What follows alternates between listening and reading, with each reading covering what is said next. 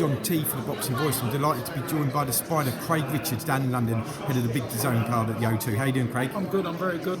Excellent. Just done the press conference. How was that for you? Yeah, it was very good, just getting a few things off my chest and letting people know how I feel about the game and the situation right now. But I'm ready to go, just focus on Saturday night.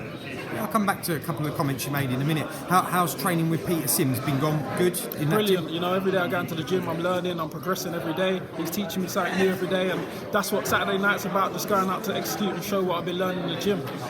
Good stuff. We'll look forward to that. A couple of the bits that you did mention, and rightly so, is that you're not always getting commented with some of the other British fighters at light heavyweight. You commented quite a lot there on some of the opponents you faced, and certainly recently a great performance against Dmitry Bivol. Appreciate you got beaten over 12 rounds, but there's no shame in that, a world champion.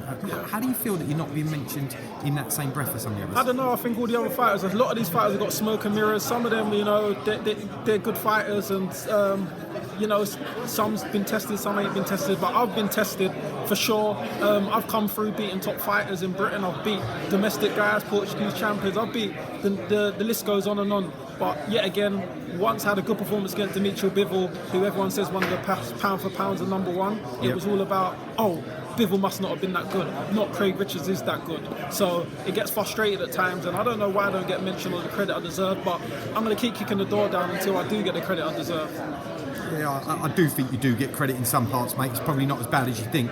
However, you obviously do feel like that. No, we didn't mention Shakan Pitters. That was another great performance of 1-4. Some people out there thought that he was the favourite, and you came through that in style. 1,000,000% in the bookies. I was the underdog for that fight. Everyone said, we ain't going to take that fight. I was world ranked at the time. Everyone said, if I was world ranked, I'd swerve. That's a difficult fight. He's 14-0, 6'7".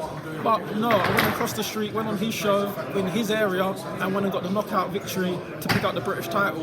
It's not the first time when I beat the guy 12-0. My first title fight when I beat Jake Paul, I was the underdogs in the bookies all three of those times as well, and I went out and delivered. So I'm not scared to take fights. I don't care about being the underdog.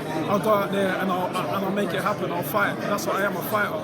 Excellent. Essentially, we all need to go and put our money on you every time, because it sounds like it's always a good price. So my friends make a lot of money just off of me. They're not even in boxing, but they make money just off the bookies with me. So I bet they do. Good stuff. Right, well, let's talk about the opponent on Saturday. You're fighting a Polish opponent. He looks a good fight as well. What do you know about him? I know he's solid. He's a tough test. He's 24 fights, only 2 losses on 2 split decisions.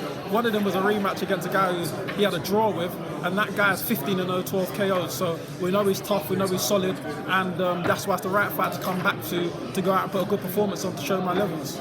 Right, and let's assume you do come through it on Saturday night, like I'm sure you will, and hopefully you will for you. Where do you start looking to go? We've mentioned some of these other fighters you're not being mentioned with.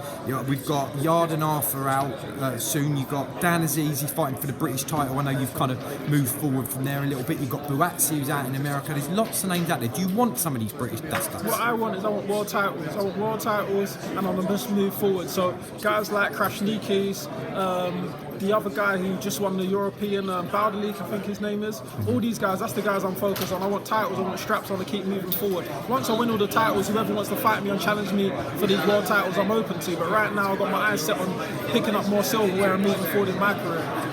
Great interview. Look, they can't avoid you if you've got the belts, mate. We wish you luck on Saturday night. Thank you, mate. Cheers, If you Craig. enjoyed the video, feel free to hit the like, subscribe, and share. As always, if you want to support us to the next level, head over to the patreon.com/ThaBoxingVoice. We have tons of exclusive from Border Wars, from title, betting shows, the list goes on and on and on. But in addition to that, if you guys have questions for fighters, trainers, and promoters, this is where you can submit them. We will run out, get these questions answered, and put it back on the show just for you guys. Appreciate it.